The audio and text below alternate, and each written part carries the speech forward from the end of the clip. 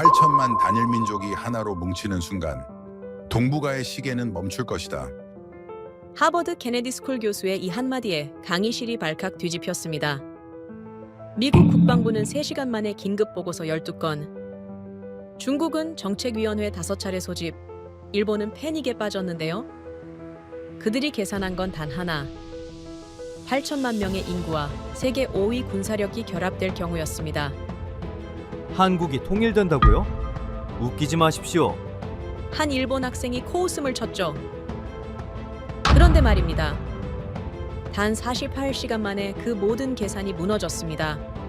충격적인 건 그들의 공포가 무기 때문이 아니라 사람 때문이었다는 사실이고, 세계가 계산해서 빠뜨린 국민의 능력치였습니다.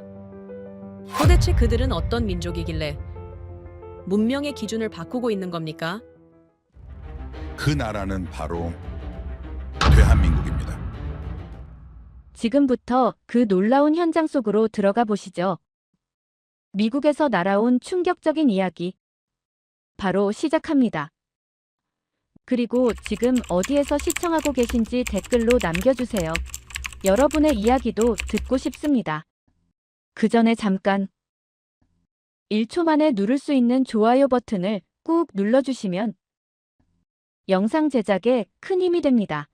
그럼 바로 사연 시작하겠습니다. 한반도에 단일 국가가 서는 순간을 상상해 본 적 있으신가요? 중국 지도부는 긴급회의를 소집할 것이고, 일본 정가는 술렁일 것이며, 미국 국방부는 동북아 시나리오를 전면 수정해야 할 겁니다. 그리고 이 모든 가정은 단순한 상상이 아니라 충분히 일어날 수 있는 미래입니다. 안녕하세요. 저는 순이 테일이라고 합니다. 하버드 케네디 스쿨에서 국제정책을 전공하고 있는 석사과정 학생이죠. 그날 저는 평생 잊지 못할 한 장면을 목격했습니다. 레이첼 파커 교수님의 마지막 강의였어요. 그분은 화면에 동북아 지도를 띄우셨고 한반도만 유독 붉은 빛으로 타올랐습니다. 그리고 이렇게 말씀하셨죠. 이 땅에 8천만 단일 민족이 하나로 뭉치는 날 동북아 권력 구도는 뿌리부터 흔들린다. 그 순간 강의실은 숨소리마저 사라진 듯한 정적에 휩싸였습니다. 그날 강의실에는 수백 명의 학생들이 앉아 있었어요. 국제관계와 정책을 공부하는 이들이 대부분이었죠. 솔직히 말하면 저는 별 기대를 하지 않았습니다. 오랜 경력을 쌓은 교수님의 마지막 강의라고 해봐야 보통은 지나간 이야기나 추상적인 충고로 채워지기 마련이니까요. 그런데 교수님이 첫 화면을 띄우는 순간 제 아니란 생각은 산산조각 났습니다. 거기엔 단 하나의 질문만 떠 있었어요. 만약 한반도가 통일된다면 왜 이 질문이 중요한지 그 순간엔 감이 오지 않았습니다. 하지만 몇 분 뒤 저는 깨달았죠. 교수님이 천천히 강의실을 둘러보시며 입을 여셨습니다. 오늘 여러분께 던질 화두는 하나입니다. 한반도 통일이 왜 베이징과 도쿄와 워싱턴을 긴장시키는지 아십니까? 학생들 사이에서 웅성거림이 퍼졌죠. 누군가 손을 들고 질문했습니다. 북한의 핵무기 때문 아닙니까? 교수님은 고개를 저으셨어요. 핵은 빙산의 일각일 뿐이죠. 진짜 이유는 훨씬 깊은 곳에 있습니다. 강의실이 다시 고요해졌습니다. 새로운 화면이 펼쳐졌어요. 동북아 전체를 조망하는 지도였습니다. 중국과 일본과 러시아와 한국이 모두 보였죠. 그런데 한반도만 선명한 붉은색으로 강조되어 있었어요. 교수님이 말씀하셨습니다. 지금 이 반도는 둘로 나뉘어 있습니다. 남쪽 인구 5,200만, 북쪽 인구 2,600만, 합치면 8천만이죠. 8천만이라는 숫자가 강의실 공기를 무겁게 짓눌렀습니다. 교수님이 이어서 말씀하셨어요. 8천만 단일 민족이 하나의 국가체제 아래 통합되면 무슨 일이 벌어질까요? 인구만 봐도 독일과 맞먹는 규모입니다. 여기에 남한의 경제력을 더해보세요. 현재 세계 12번째 경제대국이죠. GDP가 1조 7천억 달러에 달합니다. 북한은 경제적으로 낙후되어 있지만 땅과 자원과 노동력만큼은 풍부합니다. 통일되면 이 모든 요소가 하나로 결합되는 겁니다. 앞줄에 앉은 학생이 손을 들었습니다. 통일 비용이 엄청나지 않습니까? 독일도 통일 후 10년간 고통받았잖아요. 교수님은 고개를 끄덕이셨어요. 맞습니다. 하지만 한국은 독일이 아니죠. 다음 화면이 나타났습니다. 한국의 산업 전환 그래프였어요. 60년대 농업국가에서 출발해 70년대 중화학공업으로, 90년대 IT 산업으로, 2020년대 반도체와 배터리로 변모한 궤적이 선명하게 드러났습니다. 교수님이 말씀하셨죠. 이 나라는 70년 동안 4차례의 산업혁명을 성공시킨 유일한 사례입니다. 세계 어디에도 이런 속도로 체질을 바꾼 국가는 없어요. 외환위기 때는 3년 만에 완전 회복했고, 팬데믹 상황에서도 플러스 성장을 기록했습니다. 이런 나라가 통일 비용을 감당 못할 거라 보십니까? 저는 펜을 들고 노트에 메모하기 시작했습니다. 교수님이 지도를 다시 가리키셨어요. 이제 지정학 관점에서 봅시다. 중국 입장을 생각해 보세요. 지금 주한미군은 평택에 주둔하고 있습니다. 만약 통일이 이루어지면 어떻게 될까요? 미군 기지가 압록강까지 북상할 가능성이 생기죠. 그렇게 되면 베이징과의 거리가 수백 킬로미터밖에 안 됩니다. 중국 입장에서는 칼날이 목덜미에 닿는 상황이에요. 뒷좌석에서 누군가 작게 중얼거렸습니다. 그래서 중국이 통일을 원치 않는구나. 교수님이 그 말을 들으신 듯 고개를 끄덕이셨어요. 정확합니다. 중국은 북한을 완충지대로 남겨두고 싶어 하죠. 교수님이 일본 쪽을 짚으셨습니다. 일본은 어떨까요? 일본은 한반도의 단일 민족 국가 탄생을 가장 경계합니다. 지금 5천만 인구로도 일본을 바짝 추격하고 있는데 8천만이 되면 상황이 어떻게 바뀌겠습니까? 게다가 일본은 섬입니다. 대륙과 물리적으로 단절되어 있죠. 하지만 통일 한반도는 대륙과 직접 연결됩니다. 물류 경쟁에서 일본은 영구적으로 뒤처질 수밖에 없어요. 학생들이 고개를 끄덕이기 시작했어요. 저도 이제 윤곽이 잡히기 시작했습니다. 교수님이 미국 쪽을 설명하셨습니다. 미국의 입장은 복잡합니다. 지금은 북한 위협 덕분에 주한미군 주둔 명분이 확실하죠. 하지만 통일되면 그 명분 자체가 사라집니다. 물론 중국 견제라는 전략적 가치는 여전히 남지만 8천만 단일 민족 국가가 미국의 영향권 안에 영원히 머물 거라 확신할 수 있을까요? 미국도 불안한 겁니다. 앞줄 학생이 손을 들었습니다. 그럼 통일 자체가 불가능하다는 말씀이십니까? 주변국들이 전부 반대하는데요. 교수님은 미소를 지으셨어요. 좋은 질문입니다. 하지만 역사는 늘 예측을 빗나가왔죠.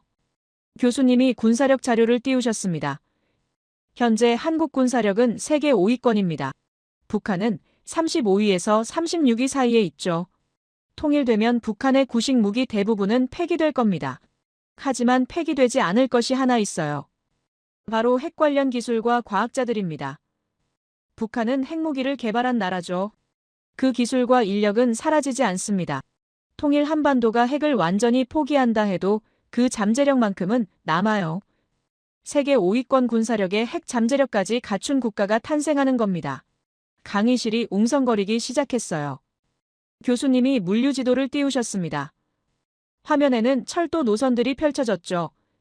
시베리아 횡단철도가 붉은 선으로 표시되어 있었고 한반도를 관통하는 경의선과 경원선이 파란 선으로 이어져 있었어요. 교수님이 설명하셨습니다. 지금 한국은 대륙과 단절된 섬이나 다름없습니다. 중국으로 가려면 배를 타야 하고 유럽으로 가려면 수에즈 운하를 거쳐야 하죠. 하지만 통일되면 상황이 바뀝니다. 서울에서 베이징까지 기차로 몇 시간이면 도착하고 시베리아 횡단철도를 타면 유럽까지 2주일이면 되죠. 물류혁명이 일어나는 겁니다. 저는 펜을 놓고 화면을 뚫어지게 쳐다봤습니다. 교수님이 마지막 화면을 띄우셨어요. 거기엔 간단한 문장 하나만 있었습니다. 통일 한반도는 동북아의 게임 체인저다. 교수님이 천천히 말씀하셨습니다. 이 시나리오가 실현 가능한지 묻는다면 저는 이렇게 답하겠습니다. 가능합니다. 왜냐하면 한국인이라는 변수가 있기 때문이죠. 한국인이라는 변수 말이 제 머릿속에 꽂혔습니다. 교수님이 강의실을 천천히 둘러보셨어요. 그리고 이렇게 말씀하셨습니다. 오늘부터 여러분은 한국인의 6가지 성향을 배우게 될 겁니다. 이 성향들이 조합되면 불가능이 가능으로 바뀌죠. 통일 한반도가 두려운 이유는 땅덩어리 때문이 아니라 그 위에 사는 사람들 때문입니다. 저는 노트를 다시 펼쳤습니다. 이건 그냥 강의가 아니었어요. 이건 다가올 미래에 대한 예언이었습니다. 교수님이 첫 번째 주제를 꺼내셨습니다. 첫 번째는 한국인의 지능과 정밀성입니다. 화면이 전환됐습니다. 저는 숨을 깊이 들이마셨습니다. 이제부터가 진짜 시작이었습니다. 교수님이 새로운 화면을 띄우셨습니다. 지능과 정밀성이라는 제목이 크게 떠올랐죠. 그 아래에는 여러 국가들의 데이터가 줄지어 나열되어 있었어요. 저는 자세를 바로 잡았습니다. 아까 말씀하셨던 통일 한반도의 잠재력이 어디서 나오는지 이제 감이 잡힐 것 같았거든요. 교수님이 천천히 입을 여셨습니다. 한국인의 지능 수준은 세계적으로 예외적입니다. 예외적이라는 단어가 제 귀에 꽂혔어요. 문제 해결 능력이나 정밀 인지 능력이나 복잡한 공정, 이해 속도나 모두 세계 최고 수준이죠. 화면에 경제협력개발기구 국가들의 순위가 나타났습니다. 한국은 당연하다는 듯 최상위권에 자리 잡고 있었어요. 앞줄에 앉은 학생이 손을 들었습니다. 그건 교육 시스템 덕분 아닙니까? 날카로운 질문이었죠. 한국은 교육에 엄청난 돈을 쏟아붓지 않습니까? 그래서 지능 수치가 높게 나오는 거 아닙니까? 저도 비슷하게 생각하고 있었어요. 교수님은 미소를 지으셨습니다. 좋은 질문이지만 완전히 빗나갔습니다. 학생이 당황한 표정을 지었습니다. 교수님은 새로운 자료를 띄우셨어요. 한국의 교육 투자액은 평균 수준입니다. 하지만 성과는 압도적으로 상위권이죠. 화면에 각국의 교육비와 성취도 비교표가 떠올랐습니다. 교수님이 설명을 이어가셨어요. 미국은 학생 한 명당 교육비가 한국의 2배입니다. 하지만 평균 성취도는 한국보다 한참 낮죠. 이게 어떻게 설명됩니까? 교육 시스템이 우수해서가 아니라 학습 능력 자체가 다른 겁니다. 뒷줄에서 다른 학생이 손을 들었습니다. 그럼 타고났다는 말씀이십니까? 유전적으로 우월하다는 뜻입니까? 조심스러운 질문이었어요. 교수님은 고개를 저으셨습니다. 유전적 우월성이 아닙니다. 민족적 특성이죠. 민족적 특성이라는 표현이 묘하게 다르게 들렸습니다. 교수님이 역사적 배경을 풀어내기 시작하셨어요. 한국은 수백 년간 과거 시험 제도가 작동했습니다. 학습이 곧 생존이었고 신분 상승의 유일한 통로였죠. 그 환경이 민족 전체에 각인된 겁니다. 저는 노트에 메모를 했습니다. 과거 시험 생존 각인, 교수님이 다음 화면으로 넘어가셨습니다. 거기엔 새로운 문장이 떠올랐어요. 그런데 더 놀라운 사실이 있습니다. 강의실이 다시 고요해졌습니다. 한국인은 세계에서 가장 똑똑하면서 동시에 가장 많이 노력하는 민족입니다. 옆자리 학생이 속삭이듯 말했어요. 그건 과도한 경쟁 때문 아닙니까? 작은 목소리였지만 교수님이 들으셨습니다. 과도한 경쟁 때문이라고요. 학생이 당황하며 고개를 숙였어요. 교수님이 말씀하셨습니다. 아닙니다. 경쟁은 결과이지 원인이 아니에요. 한국인은 경쟁 때문에 노력하는 게 아니라 노력하는 문화가 경쟁을 만든 겁니다. 원인과 결과가 뒤집힌 해석이었죠. 저는 그 말이 묘하게 가슴에 와닿았습니다. 교수님이 구체적인 수치를 띄우셨어요. 60대, 70대의 스마트폰 적응 속도가 세계 1위입니다. 60대가 새로운 기술을 배우는 게 경쟁 때문일까요? 아무도 대답하지 못했습니다. 아닙니다. 이건 배움 자체가 습관이기 때문이에요. 이건 그냥 노력하는 수준이 아닙니다. 이건 민족 전체가 스스로를 끊임없이 업그레이드하는 겁니다. 저는 잠시 생각에 잠겼어요. 제 할머니도 스마트폰을 잘 쓰시지만 한국의 어르신들은 정말 다른 수준이라는 얘기를 들은 적이 있었거든요. 교수님이 실제 사례를 풀어놓기 시작하셨습니다. 50대가 코딩을 배우고 60대가 영상 채널을 운영하고 70대가 스마트폰 금융 앱을 능숙하게 다룹니다. 이게 한국의 현실이에요. 앞줄 학생이 다시 손을 들었습니다. 그럼 미국은 어떻습니까? 실리콘밸리에 천재들이 많지 않습니까? 좋은 질문이었어요. 교수님은 미국 자료를 띄우셨습니다. 미국은 상위 1%가 이끄는 나라입니다. 화면에 미국의 능력 분포 그래프가 나타났습니다. 미국의 상위 1%는 세계 최고 수준입니다. 하지만 나머지는 솔직히 말하면 많이 떨어지죠. 그래프의 상단만 높게 치솟아 있었고 나머지는 평평했어요. 미국은 소수의 천재가 국가를 끌고 가는 구조입니다. 교수님이 한국 자료를 띄우셨습니다. 반면 한국은 평균 전체가 높습니다. 한국은 1%가 아니라 90%가 움직이는 나라죠. 한국의 그래프는 전체적으로 높은 위치에 분포되어 있었습니다.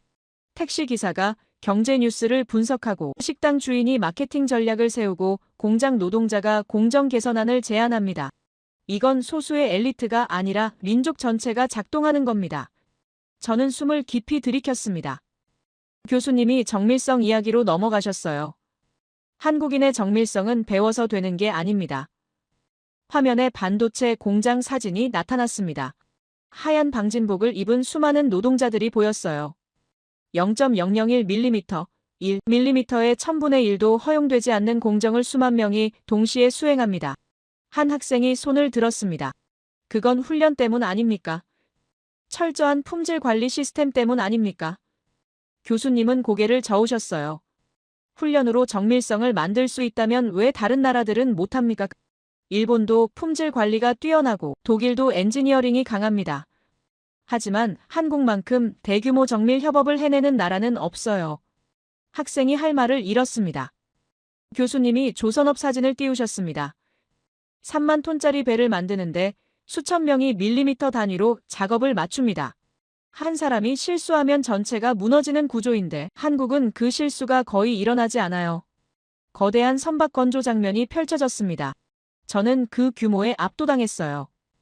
이건 정밀함이 민족적 본능으로 자리 잡은 겁니다. 교수님의 목소리에 힘이 실렸습니다. 저는 문득 맨 처음 봤던 통일 시나리오가 떠올랐어요. 이런 정밀성을 가진 민족이 대륙과 연결된다면 물류혁명은 당연한 결과일 거라는 생각이 들었습니다. 교수님이 비교 사례를 풀어놓기 시작하셨어요. 정밀함은 문화의 차이입니다. 어떤 문화권에서는 정밀함보다 대략적인 것을 선호하죠. 이런 문화권에서는 정밀 산업이 뿌리내릴 수 없어요. 한국은 다릅니다. 한국인에게 정밀함은 선택이 아니라 기본값입니다. 뒷줄에서 학생 하나가 질문했어요. 그럼 한국인은 완벽주의자들입니까?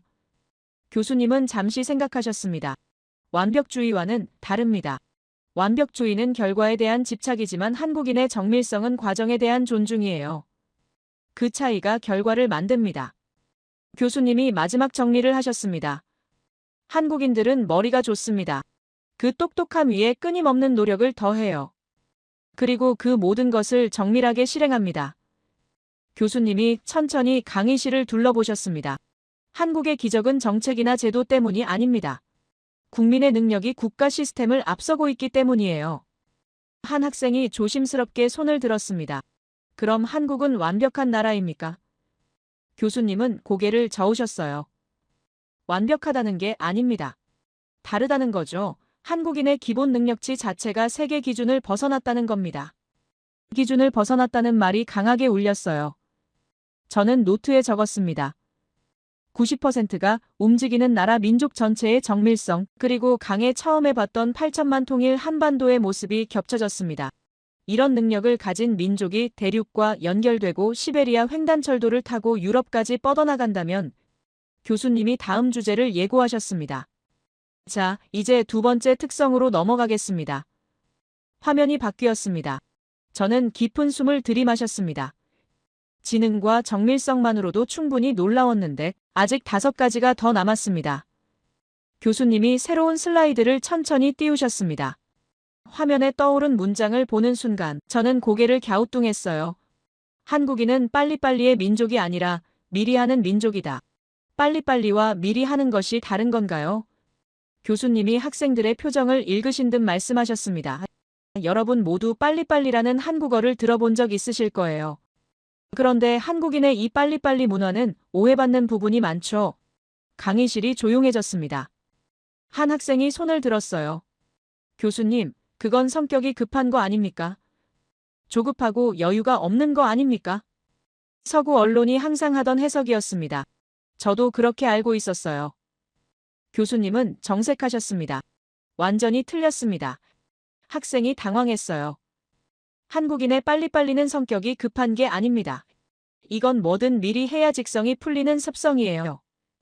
미리 해야 직성이 풀린다는 표현이 독특했습니다. 그때였습니다. 뒷줄에 앉아있던 일본인 학생이 손을 들었어요. 저는 그 학생을 알고 있었습니다. 하야코라는 이름의 도쿄대 출신 교환학생이었죠. 교수님, 제가 자료를 하나 준비했는데 공유해도 될까요? 교수님이 고개를 끄덕이셨습니다. 하야코가 자신의 노트북을 열었어요. 화면에 일본 연구기관의 보고서가 떠올랐습니다. 이건 일본 경제산업성에서 발표한 자료입니다. 한국의 빨리빨리 문화가 품질 저하와 안전사고로 이어진다는 분석이 있어요. 실제로 한국은 산업재해율이 OECD 평균보다 높지 않습니까? 강의실이 술렁이기 시작했습니다. 하야코가 계속 말했어요. 일본은 신중함을 중시합니다. 안전을 확인한 후에 움직이죠. 그래서 우리는 세계에서 가장 안전한 제조 시스템을 가지고 있습니다. 속도보다 안정성이 중요하지 않습니까? 그의 목소리에는 자신감이 묻어났어요. 저는 교수님의 반응을 지켜봤습니다. 교수님은 잠시 침묵하셨습니다. 그리고 아주 평범한 말투로 입을 여셨어요. 좋은 자료입니다. 그런데 하야코, 한 가지 물어봐도 될까요? 하야코가 고개를 끄덕였습니다. 일본은 5G 상용화가 언제였죠? 하야코가 잠시 망설였어요. 2020년입니다. 교수님이 고개를 끄덕이셨습니다. 한국은 2019년이었습니다. 세계 최초였죠. 그럼 포지는요? 하야코의 표정이 굳어지기 시작했습니다.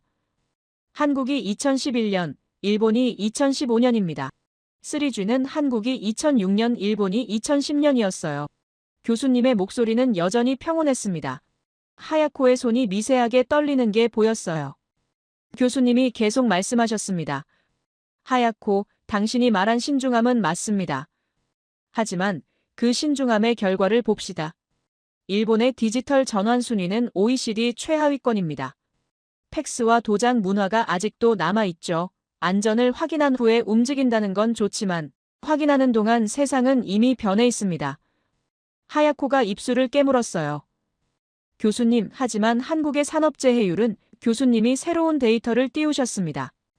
한국의 산업재해율은 2010년대 초반 높았습니다. 하지만 지금은 OECD 평균 수준이에요. 개선 속도를 보십시오. 5년 만에 절반으로 줄었습니다. 일본은 30년간 거의 그대로죠. 하야코의 다리가 부들부들 떨리는 게 보였습니다. 교수님이 의자에 기대 앉으셨어요. 하야코, 당신이 가져온 자료는 10년 전 자료입니다. 그 10년 동안 한국은 문제를 발견하고 고쳤어요. 일본은 문제가 없다고 생각하며 그대로 있었죠. 이게 차이입니다. 하야코가 멋쩍은 웃음을 지었습니다. 하지만 그의 손은 여전히 떨리고 있었어요. 앞줄에 앉은 학생들이 서로를 쳐다봤습니다. 저는 노트에 적었습니다. 미리 움직이고 문제를 고친다. 교수님이 본론으로 돌아오셨습니다. 한국인은 기존의 것들을 빨리 끝내고 다음 단계로 나아가려고 합니다. 교수님은 슬라이드를 연달아 넘기기 시작하셨어요. 세계 최초 2세대, 3세대, 4세대, 5세대 이동통신 상용화, 모두 한국입니다. 화면에 연대표가 나타났습니다. 다른 나라들은 한참 뒤에 따라오고 있었어요. 다른 나라들이 3세대를 고민할 때 한국은 이미 4세대를 준비하고 있었습니다. 한 학생이 손을 들었습니다. 교수님, 그건 정부가 강제로 밀어붙인 거 아닙니까? 날카로운 질문이었어요. 교수님은 고개를 저으셨습니다. 정부가 밀어붙인 게 아닙니다. 국민이 먼저 받아들인 거예요. 화면에 새로운 데이터가 떴습니다. 5G 가입자 증가 속도를 보십시오.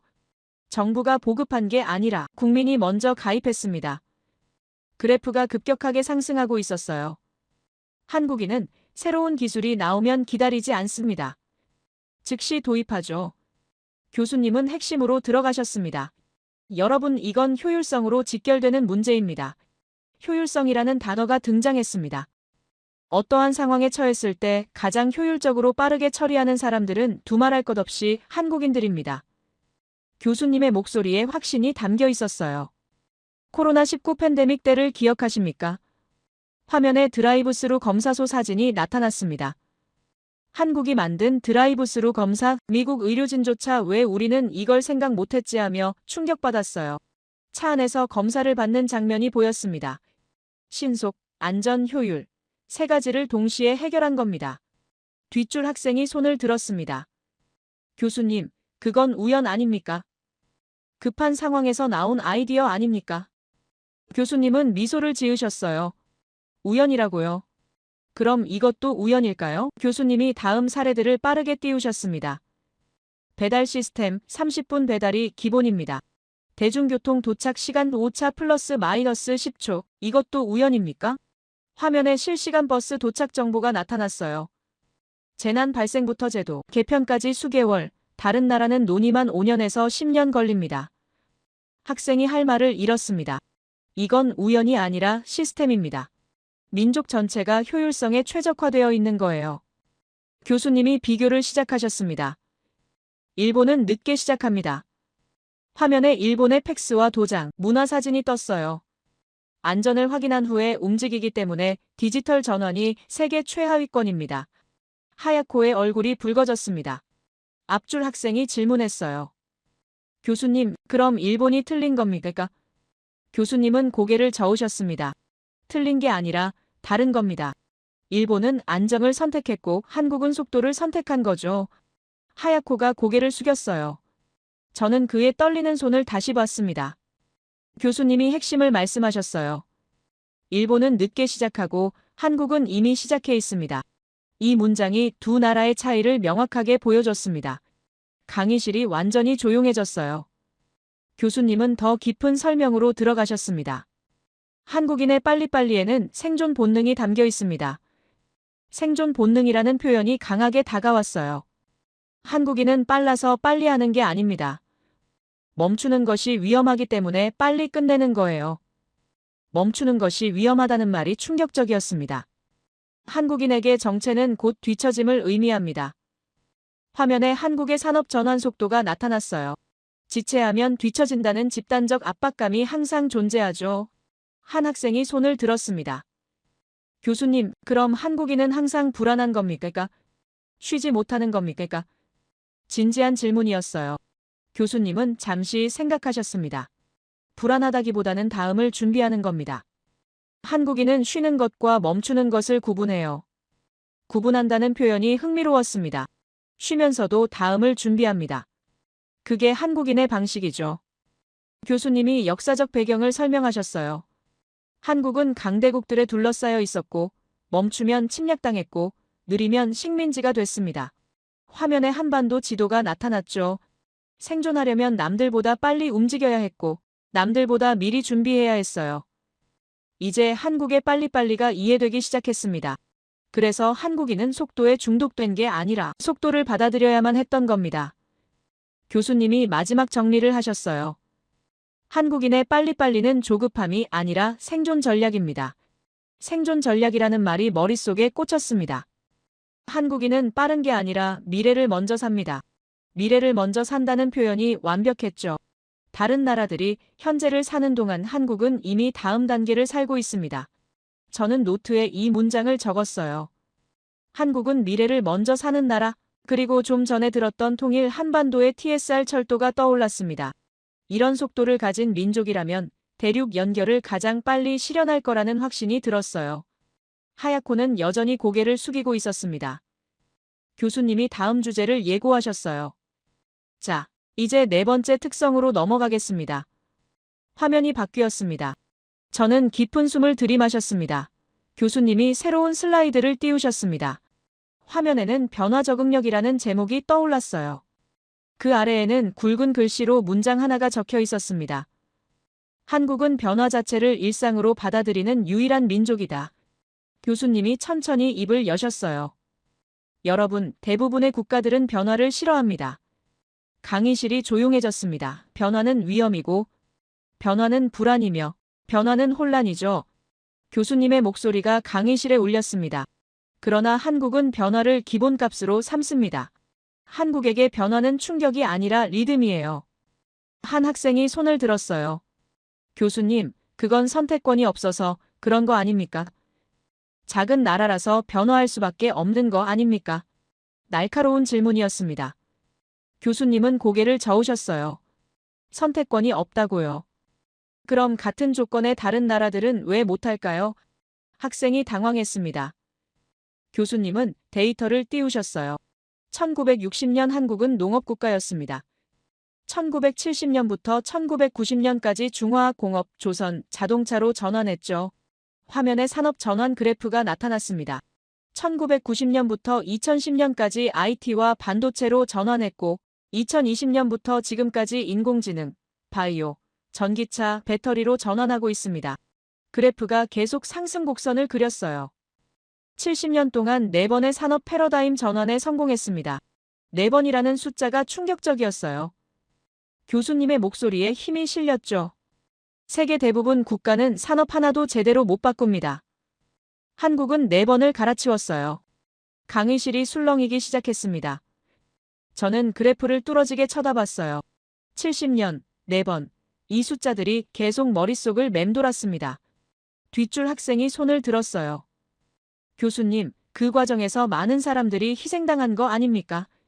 진지한 질문이었습니다. 교수님은 잠시 멈추셨습니다. 희생이 없었다고 말하지 않겠습니다. 하지만 한국은 그 희생을 최소화하는 시스템을 만들었어요.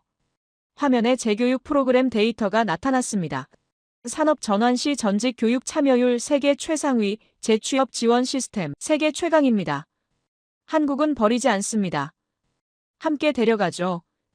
이 말이 강하게 와닿았어요. 저는 문득 생각했습니다. 나라가 망하면 안 된다는 마음, 이건 누구나 가진 생각 아닌가요? 하지만 한국은 달랐습니다. 그 마음이 행동으로 이어지는 나라였어요. 교수님이 역사적 배경을 설명하기 시작하셨습니다. 여러분, 한국인의 이 적응력은 어디서 왔을까요? 조상들의 정신에서 왔습니다. 화면에 한반도 지도가 나타났어요. 중국, 일본, 러시아에 둘러싸인 작은 땅이었죠. 한국은 수백 년간 끊임없이 외침을 받았습니다. 임진왜란, 병자호란, 일제강점기, 한국전쟁, 멈추는 순간 나라가 사라질 위기였어요. 그래서 한국인은 배웠습니다. 변하지 않으면 죽는다는 걸, 적응하지 않으면 사라진다는 걸. 교수님의 목소리가 낮아졌습니다. 이건 선택이 아니라 생존이었습니다. 저는 가슴이 먹먹해졌어요. 조상들의 정신, 그 말이 무겁게 다가왔습니다. 교수님이 계속 말씀하셨어요.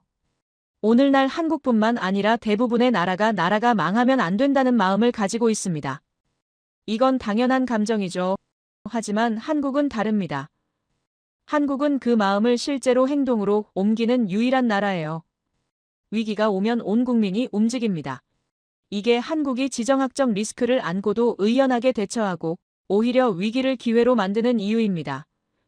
조상들이 물려준 정신이 있기 때문이죠. 앞줄에 앉은 학생이 조용히 고개를 끄덕였습니다. 저도 모르게 고개가 끄덕여졌어요. 교수님이 일본을 예로 들기 시작하셨습니다. 일본을 봅시다. 화면에 일본의 산업구조 그래프가 나타났어요. 일본은 산업구조가 고착되어 있습니다. IT와 인공지능 전환에 실패했고 변화를 위협으로 인식하죠. 그래프가 거의 수평선을 그리고 있었습니다. 앞줄 학생이 질문했어요. 교수님, 일본이 신중한 거 아닙니까? 안정을 추구하는 거 아닙니까? 교수님은 고개를 끄덕이셨습니다. 맞습니다. 일본은 안정을 선택했어요. 하지만 그 결과 정체됐습니다.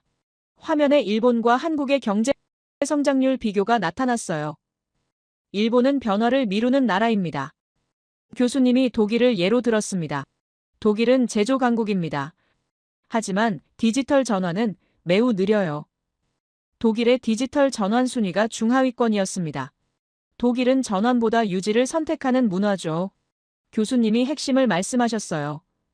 일본은 변화를 미루고 독일은 변화를 관리하려 하고 한국은 변화 속으로 뛰어들어 경험합니다.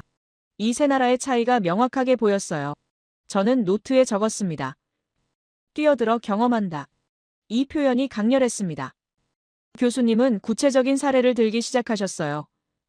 세계 최초 전 국민 스마트폰 전환, 한국입니다. 아날로그에서 디지털 행정으로의 전환 속도 세계 1위죠. 화면에 각국의 전환 속도 비교표가 떴습니다. 팬데믹에서 세계 최단시간 거리두기 시스템 구축, 한국입니다.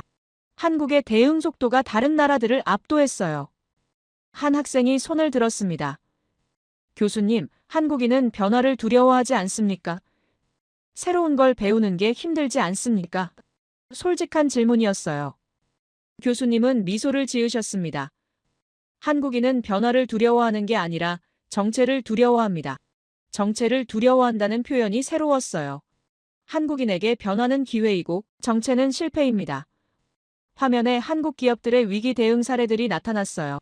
1997년 IMF 외환위기 때 한국은 3년 만에 회복했습니다. 2008년 글로벌 금융위기 때도 가장 빨리 회복했죠. 각국의 경제 회복 속도 비교 그래프가 나타났습니다. 2020년 팬데믹 때도 한국 경제는 플러스 성장을 유지했어요. 한국의 회복 곡선이 가장 가팔랐습니다. 교수님이 결론을 내리셨어요. 한국인은 위기를 위기로 받아들이지 않습니다. 한국인은 위기를 새로운 출발점으로 받아들이죠. 출발점이라는 표현이 충격적이었어요. 저는 잠시 생각에 잠겼습니다. 위기를 출발점으로.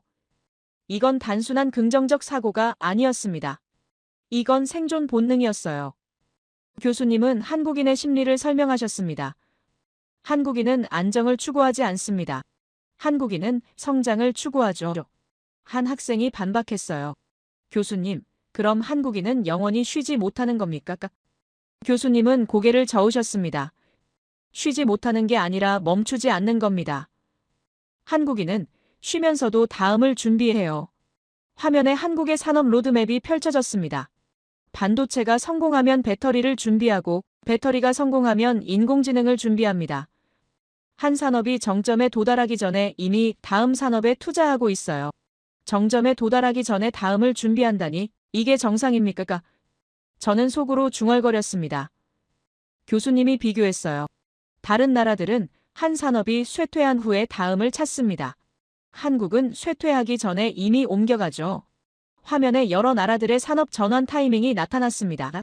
한국의 타이밍이 다른 나라들보다 훨씬 빨랐어요. 이게 바로 한국이 항상 앞서가는 이유입니다. 저는 숨을 깊이 들이켰어요. 이건 민족 차원의 패러다임이 다른 겁니다. 교수님이 마지막 정리를 하셨어요. 한국은 변화를 두려워하지 않습니다. 한국은 변화를 즐기죠. 한국은 변화 속에서 가장 편안함을 느낍니다. 변화 속에서 편안함을 느낀다니, 이건 정말 특이한 민족이었습니다. 저는 노트에 적었어요. 변화 속의 편안함, 그리고 좀 전에 들었던 통일 시나리오가 떠올랐습니다. 북한 재건, 엄청난 비용이 들 거라고 모두가 말합니다. 하지만 이런 적응력을 가진 민족이라면 통일 비용을 기회로 바꿀 수 있을 거라는 확신이 들었어요. 교수님이 다음 주제를 예고하셨습니다. 자, 이제 5번째 특성으로 넘어가겠습니다. 화면이 바뀌었어요. 저는 깊은 숨을 들이마셨습니다. 지금까지 들은 내용만으로도 충분히 놀라웠는데 아직 2가지가 더 남았습니다. 제 손에 땀이 맺히기 시작했어요. 교수님이 새로운 슬라이드를 띄우셨습니다. 화면에는 집단지능이라는 제목이 크게 떠올랐어요. 그 아래에는 문장 하나가 적혀 있었습니다. 한국인의 집단지능은 개인 능력의 합이 아니라 폭발이다. 교수님이 천천히 입을 여셨어요. 여러분, 한국인은 혼자도 강하지만 함께일 때는 무적입니다. 무적이라는 단어가 강의실을 울렸습니다. 강의실이 조용해졌어요. 학생들 사이에 웅성거림이 흐르기 시작했습니다. 교수님은 슬라이드를 넘기셨어요. 화면에 큰 글씨가 떴습니다. 집단지능, 교수님이 학생들에게 질문하셨습니다. 집단지능이란 무엇입니까? 앞줄 학생이 손을 들었어요. 개인들이 협력해서 더 나은 결과를 내는 것 아닙니까? 교수님은 고개를 저으셨습니다. 그건 협력입니다. 집단지능은 다르죠. 학생이 의아한 표정을 지었어요. 집단지능은 개인의 능력을 합친 것보다 훨씬 큰 결과를 만들어냅니다. 교수님이 구체적인 사례를 들기 시작하셨어요.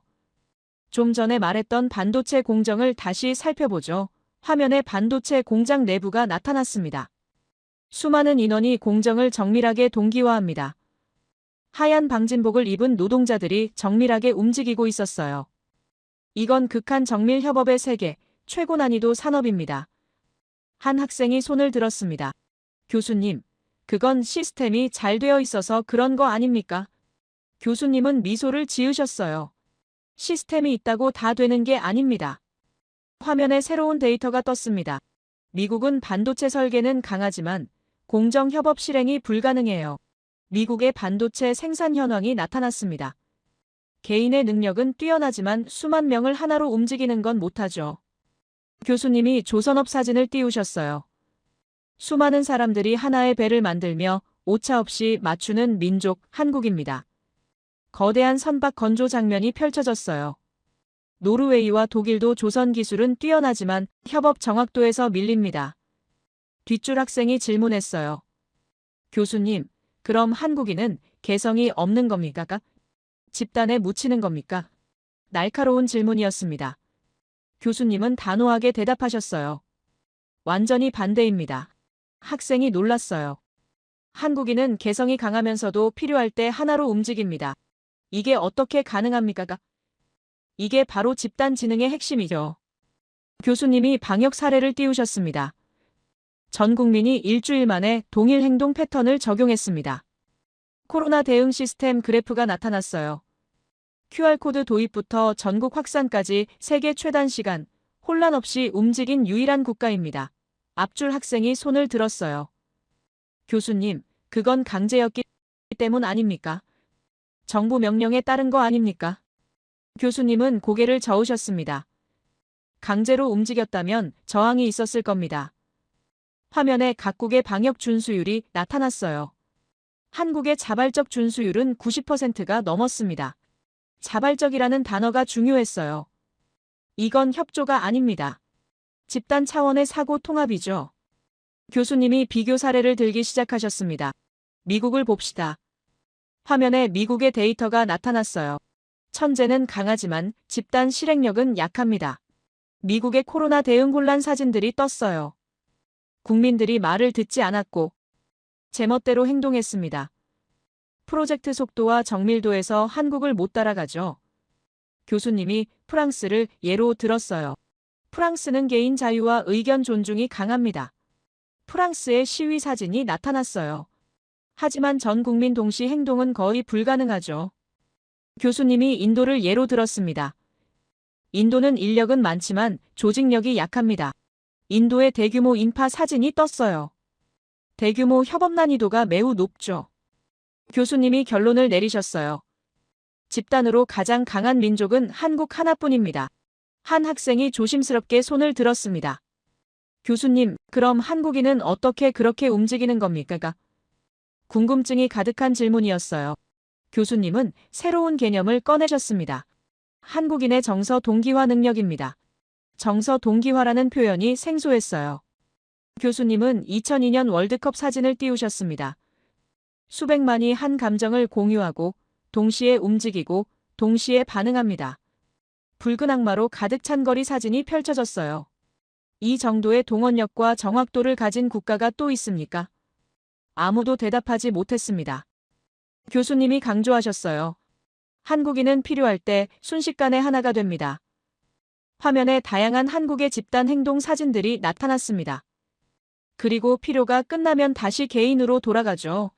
이 능력이 얼마나 특별한 겁니까? 뒷줄 학생이 질문했어요. 교수님, 그럼 한국인은 태어날 때부터 그런 겁니까? 교수님은 잠시 생각하셨습니다.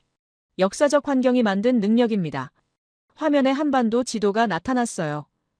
한국은 외침이 많았고 생존하려면 집단으로 뭉쳐야 했으며 혼자서는 살아남을 수 없었습니다. 역사가 민족성을 만든 겁니까? 저는 속으로 물었어요. 교수님이 말씀하셨습니다. 수백 년 그런 환경이 지속되면서 집단 지능이 DNA에 새겨진 겁니다. 저는 잠시 생각에 잠겼어요. 집단 지능, 이게 한국의 힘이라니? 교수님이 설명을 이어가셨습니다. 여러분, 이 집단 지능은 단순히 위기 대응만이 아닙니다. 이건 문화로도 나타나요. 화면에 새로운 슬라이드가 떴습니다. K-팝, K-드라마, 한국 문화가 세계를 휩쓸고 있습니다. 저는 고개를 끄덕였어요. 맞아요. 한국 드라마는 정말 인기가 많죠. 교수님이 말씀하셨어요. 문화는 국가력을 높이는 가장 큰 포인트입니다. 문화는 나라를 사랑하는 마음을 서로 확인할 수 있는 도구이기도 하죠. 그런데 한국은 이걸 눈에 띄게 보여주고 있습니다. 화면에 한국 문화 콘텐츠의 세계 점유율이 나타났어요. 급격하게 상승하는 그래프였습니다. BTS, 블랙핑크, 기생충, 오징어 게임, 이 모든 게 개인의 재능만으로 된 게 아닙니다. 이건 집단 지능의 결과예요. 앞줄 학생이 질문했어요. 교수님, 문화 콘텐츠도 집단 지능입니까? 교수님은 고개를 끄덕이셨습니다. K-팝 하나만 봐도 그렇습니다. 작곡가, 프로듀서, 안무가, 의상 디자이너, 메이크업 아티스트, 매니저 모두가 하나의 목표를 향해 움직이죠. 이게 바로 집단 지능입니다. 저는 감탄했어요. 그렇구나. 한국 문화의 힘도 여기서 나오는 거구나. 교수님이 계속 말씀하셨어요. 그리고 이런 문화적 성공은 오히려 한국이라는 나라가 더욱 성장하는 계기가 됩니다. 세계가 한국을 주목하고 한국 제품을 사고 한국어를 배우고 한국을 방문하죠. 이게 선순환입니다. 화면에 한국 방문 관광객 수치가 나타났어요. 매년 증가하는 그래프였습니다. 교수님이 마지막 정리를 하셨어요. 혼자도 강한데 함께일 때 더 강하다. 이게 한국입니다. 이건 국가 단위 치트키죠. 치트키라는 표현이 정확했어요. 한국은 그냥 강한 게 아니라 조직된 강함입니다. 조직된 강함이라는 표현이 소름 돋게 와닿았어요. 저는 자신도 모르게 중얼거렸습니다. 이 민족은 뭐지? 그리고 좀 전에 들었던 통일 시나리오가 떠올랐어요. 8천만 단일 민족. 이런 집단 지능을 가진 민족이 8천만으로 뭉친다면, 이 단결력이 통일 후에도 흔들리지 않는다면 저는 숨을 깊이 들이켰습니다. 교수님이 다음 주제를 예고하셨어요. 자, 이제 6번째 특성으로 넘어가겠습니다. 화면이 바뀌었습니다. 저는 자세를 고쳐 앉았어요. 지금까지 5가지 특성을 들었는데 마지막 하나가 가장 궁금했습니다. 교수님의 표정이 진지해졌어요. 마지막 특성, 이게 모든 걸 하나로 묶는 핵심이라는 느낌이 들었습니다. 교수님이 새로운 슬라이드를 띄우셨습니다. 화면에는 끈기와 생존력이라는 제목이 떠올랐어요. 그 아래에는 강렬한 문장이 적혀 있었습니다. 한국인은 포기하지 않는 민족이 아니라 포기할 줄 모르는 문명이다. 교수님이 천천히 입을 여셨어요. 여러분, 한국의 근성은 서사나 감정이 아닙니다. 강의실이 조용해졌습니다. 한국의 근성은 데이터입니다. 교수님은 IMF 그래프를 띄우셨어요. 1997년 IMF 외환위기, 20년 걸릴 위기를 3년 만에 끝낸 민족은 세계 역사상 한국이 유일합니다. 그래프가 급격하게 하락했다가 빠르게 회복하는 모습이 보였어요. 강의실이 술렁이기 시작했습니다. 한 학생이 손을 들었어요. 교수님, 그건 운이 좋았던 거 아닙니까? 타이밍이 맞았던 거 아닙니까? 날카로운 질문이었습니다. 교수님은 고개를 저으셨어요. 운이라고요. 교수님이 비교 데이터를 띄우셨습니다. 좀 전에 변화 적응력에서 이야기했지만 한 가지 예를 들기 위해 다시 이야기하겠습니다. 그리스는 20년간 부채 위기를 반복했어요. 아르헨티나는 IMF에 반복 진입했습니다. 화면에 두 나라의 경제 그래프가 나타났어요. 회복 곡선이 거의 보이지 않았습니다. 같은 위기를 겪었는데 왜 한국만 회복했습니까? 학생이 할 말을 잃었어요.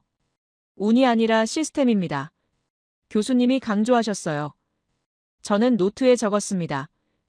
시스템, 운이 아니라 시스템. 교수님은 한국의 대응 방식을 설명하기 시작하셨습니다. 한국의 끈기는 정신력이 아니라 행동력입니다. 행동력이라는 표현이 새로웠어요. 국민 금모으기 운동 아십니까? 화면에 금을 들고 줄 선 사람들의 사진이 나타났습니다. 350만 명이 자발적으로 금을 내놨어요.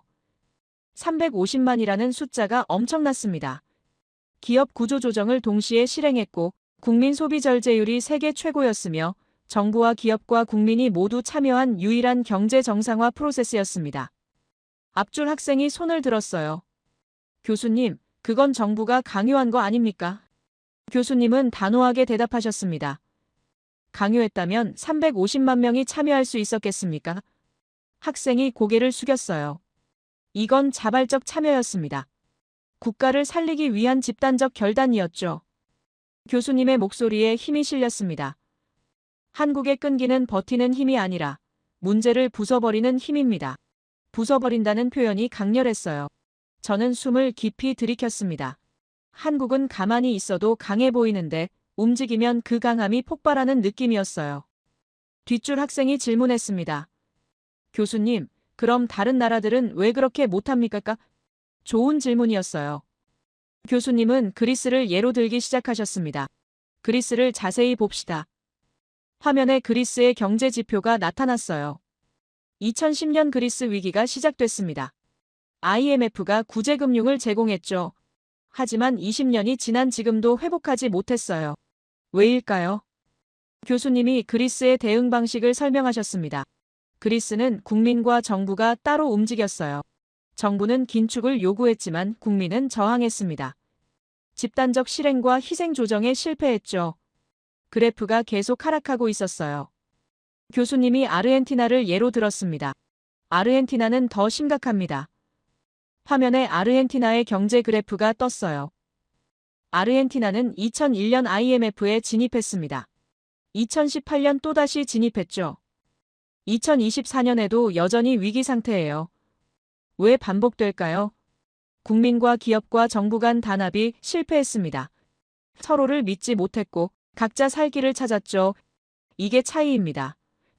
저는 한국과의 차이가 명확하게 보였어요.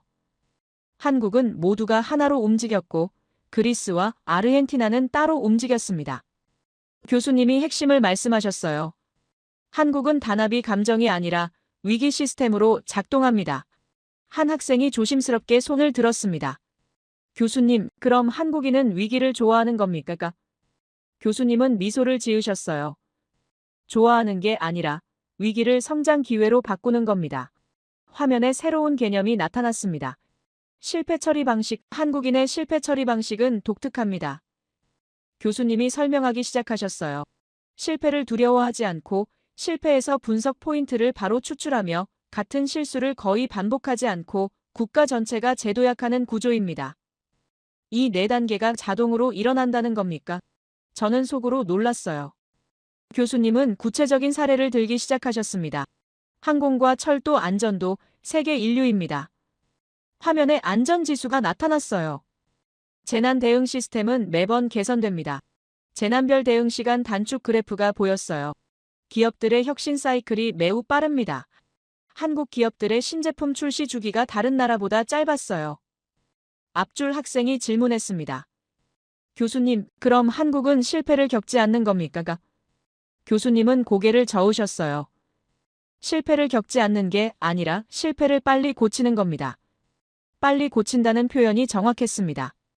다른 나라들은 실패 후 논의만 5년에서 10년 걸립니다. 화면에 각국의 제도 개선 소요 시간이 나타났어요. 한국은 문제 발생부터 제도 개편까지 수개월입니다. 한국의 막대가 압도적으로 짧았어요. 세월호 사고 이후 해양안전 전면 개편, 지하철 스크린도어 전국 설치, 화재 관련 법규 즉시 강화 모두 1년 이내에 완료됐습니다. 뒷줄 학생이 감탄하며 말했어요. 믿기지 않는데요. 교수님은 고개를 끄덕이셨습니다. 저도 처음에는 믿기지 않았습니다. 교수님 자신도 놀라셨다는 겁니까?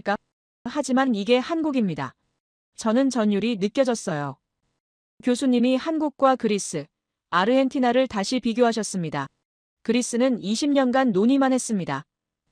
국민은 정부를 믿지 않았고 정부는 국민을 믿지 않았죠. 아르헨티나는 30년간 같은 실수를 반복했습니다. 정치권은 싸웠고 국민은 분열됐어요.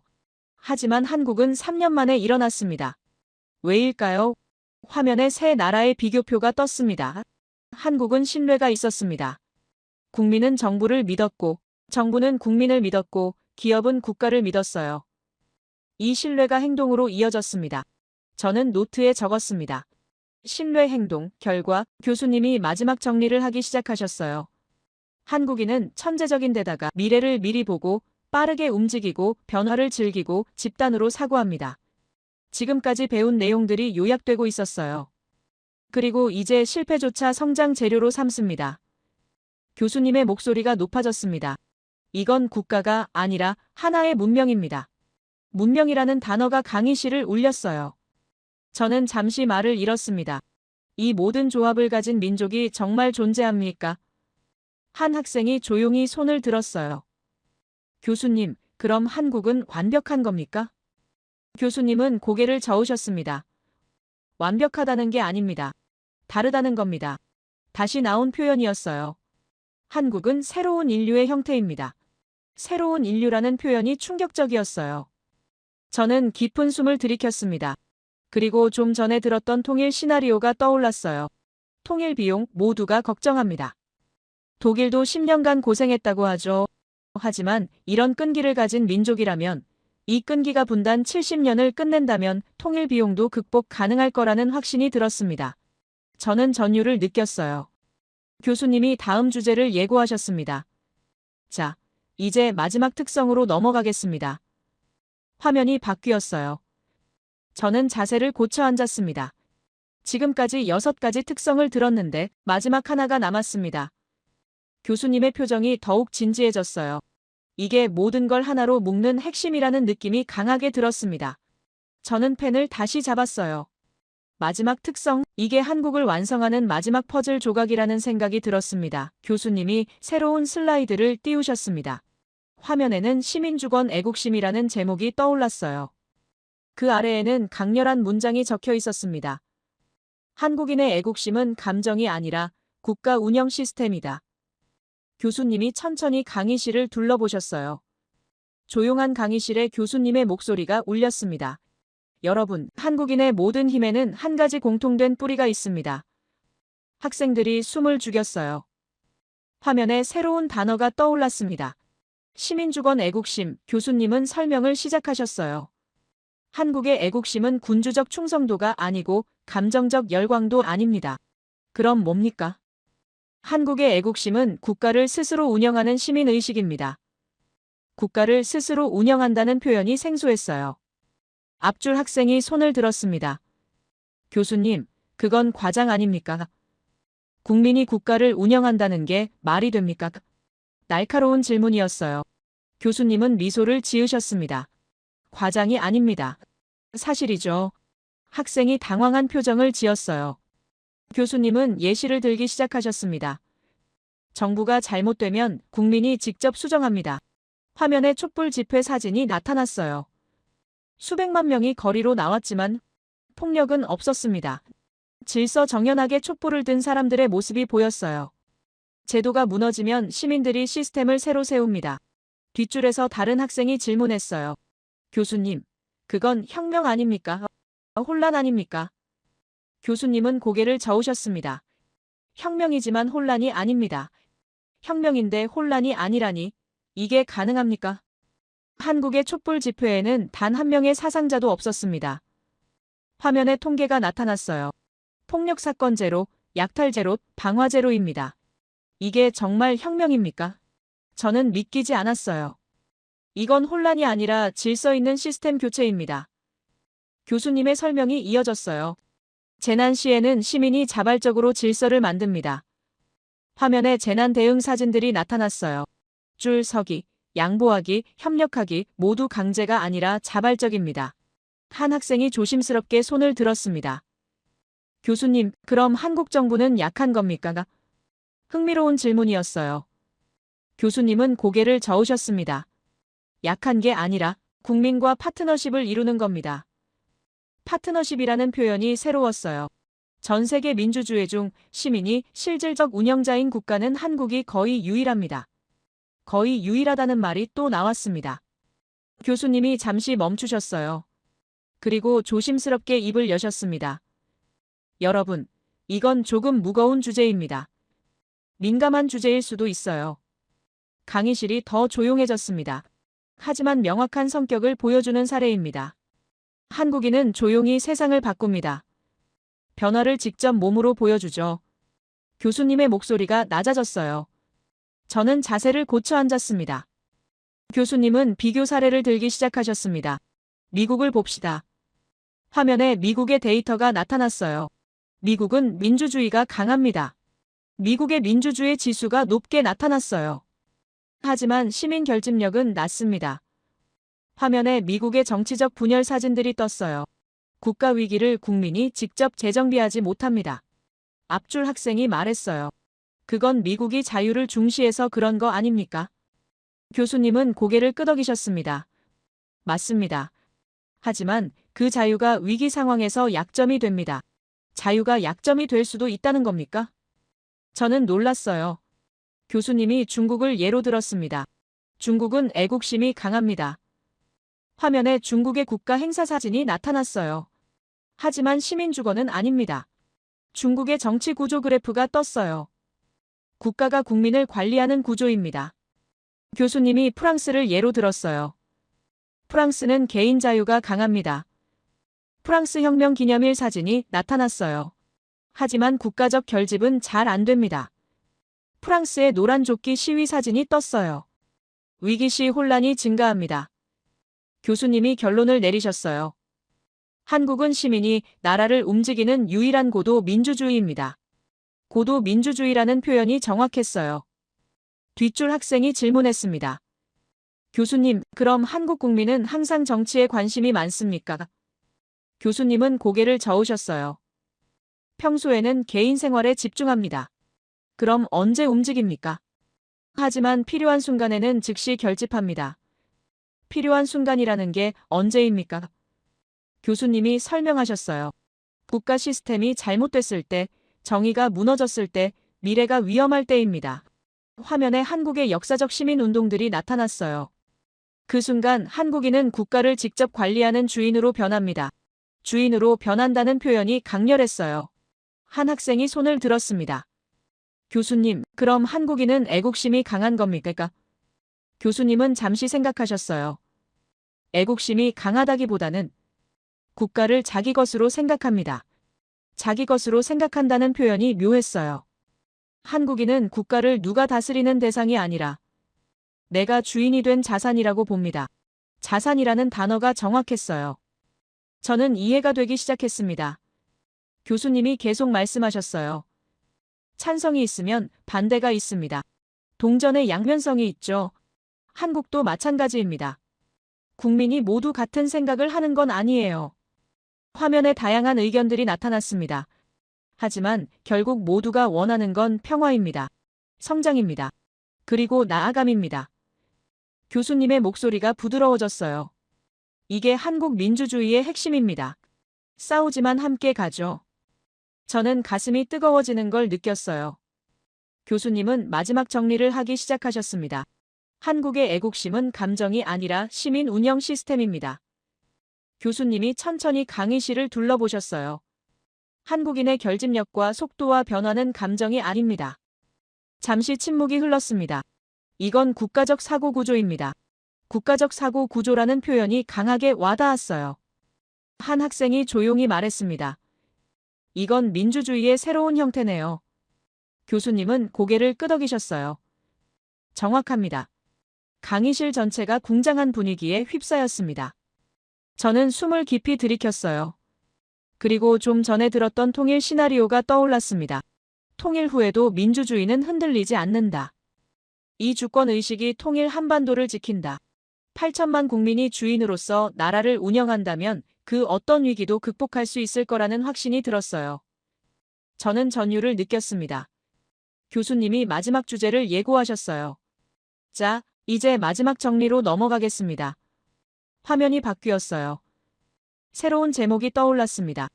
한국은 300년 걸릴 변화를 단 70년 만에 끝낸 압축 문명이다. 저는 자세를 다시 고쳐 앉았습니다. 지금까지 6가지 특성을 들었어요. 이제 모든 걸 하나로 묶는 마지막 장이 시작되는 거였습니다. 교수님의 표정이 더욱 진지해졌어요. 저는 펜을 다시 잡았습니다. 마지막 장이 한국을 완성하는 최종 결론이라는 생각이 들었어요. 교수님은 마지막 화면을 천천히 띄우셨습니다. 화면이 천천히 바뀌면서 새로운 표가 등장했어요. 제 심장이 빠르게 뛰기 시작했죠. 화면에는 4가지 문명 구분이 나타났습니다. 산업 문명 서구, 문화 문명 일본, 규모 문명 중국, 적응 문명 한국. 강의실이 술렁이기 시작했어요. 학생들이 서로를 쳐다보며 속삭였죠. 교수님이 입을 여셨습니다. 한국은 속도도 운도 아닌 구조 자체가 다른 문명입니다. 구조 자체가 다르다는 말이 강하게 울렸어요. 앞줄 학생이 손을 들었습니다. 문명이라는 표현이 과하지 않습니까? 한국은 아직 선진국 된 지 얼마 안 됐잖아요. 날카로운 질문이었죠. 교수님은 고개를 저으셨습니다. 과하지 않습니다. 정확한 표현이에요. 학생이 당황한 표정을 지었어요. 교수님은 설명을 시작하셨죠. 한국은 서구가 250년에서 300년에 걸쳐 이뤄낸 산업과 제도와 민주주의와 기술 진화를 70년 만에 압축한 유일한 문명입니다. 70년 만에 300년의 변화를 이뤘다는 겁니까? 화면에 비교 연표가 나타났어요. 서구의 산업혁명부터 현대까지의 긴 타임라인과 한국의 짧은 타임라인이 나란히 놓였죠. 이건 불가능해 보이는 일입니다. 교수님이 말씀하셨어요. 하지만 한국은 해냈습니다. 뒷줄 학생이 질문했어요. 그럼 한국이 서구를 따라잡은 건가요? 교수님은 미소를 지으셨습니다. 따라잡은 게 아닙니다. 그럼 뭡니까? 앞서가고 있습니다. 앞서가고 있다는 말에 강의실이 술렁였죠. 교수님은 지금까지 배운 내용들을 정리하기 시작하셨어요. 한국인의 기본 스펙은 세계 최상위입니다. 한국인은 미래를 미리 감지합니다. 한국인은 속도를 생존으로 받아들입니다. 한국인의 변화 적응력은 세계 1위입니다. 한국인의 집단 지능은 세계 유일합니다. 한국인은 실패를 성장 연료로 사용합니다. 한국인은 시민이 스스로 국가를 운영합니다. 교수님이 결론을 내리셨어요. 이 조합을 가진 민족은 인류 역사상 한국 하나뿐입니다. 한 학생이 조심스럽게 손을 들었습니다. 그럼 주요 선진국 모임은 어떻게 되나요? 한국은 거기에도 포함되지 않는데요. 교수님은 차트를 하나 띄우셨죠. 경제대국 모임을 봅시다. 화면에 주요 국가들의 데이터가 나타났어요. 한국 경제 규모 세계 12번째, 기술력 세계 3위에서 5위권, 인공지능 적응 속도 세계 1위입니다. 한국의 지표들이 하나씩 나타났죠. 반도체와 조선과 배터리 세계 1위, 민주주의 질 세계 최상위입니다. 교수님이 한마디 하셨어요. 기존 모임은 이제 의미가 없습니다. 의미가 없다니 충격적인 발언이었어요. 앞줄 학생이 항의했어요. 그건 너무 과한 표현 아닙니까? 교수님은 단호하게 대답하셨죠. 과하지 않습니다. 화면에 새로운 자료가 떴어요. 미래 문명 기준으로 보면 한국은 이미 상위 2위권 후보입니다. 상위 2위권 후보라는 말에 강의실 전체가 얼어붙었습니다. 뒷줄 학생이 말했죠. 상위 2위는 미국과 중국 아닙니까? 교수님은 고개를 저으셨어요. 그건 경제 규모 기준입니다. 그럼 다른 기준이 있습니까? 미래 문명 기준은 다르죠. 교수님이 설명하셨어요. 기술 혁신 속도와 사회 적응력과 시민 주권 수준과 집단 실행력 이 기준으로 보면 한국은 상위 2위권입니다. 그때 교수님이 맨 처음 봤던 동북아 지도를 다시 띄우셨어요. 화면에 붉게 빛나는 한반도가 다시 나타났습니다. 저는 숨을 멈췄어요. 수업 처음에 제가 던진 질문을 기억하시나요? 만약 한반도가 통일된다면 교수님이 천천히 말씀하셨어요. 이제 여러분은 왜 베이징과 도쿄와 워싱턴이 긴장하는지 아실 겁니다. 8천만 단일 민족과 세계 5위권 군사력과 핵 잠재력과 대륙 철도 연결과 물류혁명, 그리고 무엇보다 이 6가지 성향을 가진 국민입니다. 저는 일장의 충격이 다시 밀려왔어요. 하지만 이제는 이해가 됐습니다. 교수님이 마지막 문장을 천천히 말씀하셨어요. 한국을 이해하지 못하면 21세기를 이해할 수 없습니다. 이 문장이 강의실 전체를 관통했습니다.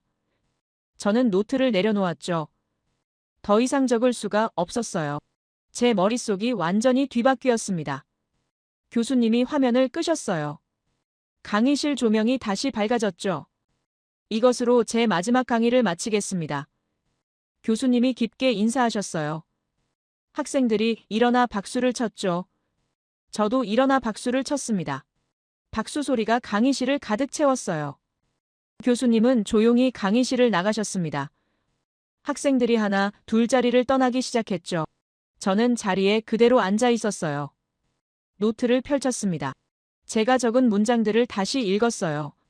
한국 기준 밖의 민족, 한국은 미래를 먼저 사는 나라, 한국인 국가의 관리자, 이 세 문장이 제 세계관을 완전히 바꿔놓았습니다. 저는 천천히 강의실을 나왔죠. 복도를 걸으며 생각했어요. 이 강의 전까지 저는 한국을 작은 성공국 정도로 생각했습니다. 기술 강국이나 경제 발전 사례 정도였죠. 그러나 지금 저는 그 어떤 나라보다 한국을 먼저 공부해야 한다는 사실을 알게 됐어요.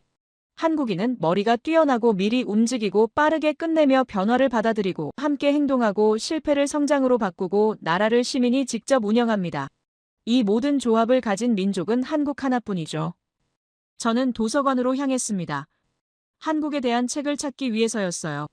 더 알고 싶었습니다. 이 민족이 어떻게 만들어졌는지, 어떤 역사를 겪었는지, 앞으로 어디로 갈 것인지. 도서관 문을 열었어요. 조용한 공간이었습니다. 저는 아시아 섹션으로 걸어갔죠. 한국 관련 책들이 보였어요. 한국 경제의 기적, 한국 민주주의의 진화, 한국 문화의 세계화, 제 손이 책 한 권에 닿았습니다. 한반도의 미래, 저는 그 책을 꺼냈어요. 그리고 혼잣말을 했습니다. 이제 알았다. 통일 한반도는 문명의 완성이다. 저는 지금 21세기의 미래를 목격한 느낌이었어요. 그리고 그 미래는 한국이라는 이름을 가지고 있었죠. 창밖을 바라봤습니다. 하버드 캠퍼스가 보였어요. 저는 깨달았습니다. 역사는 눈에 보이는 것만으로 움직이지 않는다는 걸요. 물질보다 더 강한 건 보이지 않는 힘입니다. 그 힘이 한국에 있기에 선진국 반열에 올랐고 강대국들 사이에서 견제 대상이 되고 선망의 대상이 되는 거였어요. 저는 책을 펼쳤어요. 첫 장을 읽기 시작했습니다. 한국의 이야기는 이제부터가 진짜 시작입니다. 저는 그 이야기 속으로 들어갔습니다. 세상에는 두 종류의 국가가 있습니다. 과거를 반복하는 나라와 미래를 만드는 나라죠. 한국은 후자입니다. 이 민족은 300년을 70년에 압축했고 불가능을 가능으로 바꿨으며 절망을 희망으로 전환시켰습니다. 그 속도와 사고방식이 21세기의 기준을 새로 쓰고 있어요. 통일과 함께 완성될 미래가 우리 앞에 있습니다. 그 미래는 이미 시작됐고 멈출 수 없으며 세계는 그것을 지켜보고 있습니다.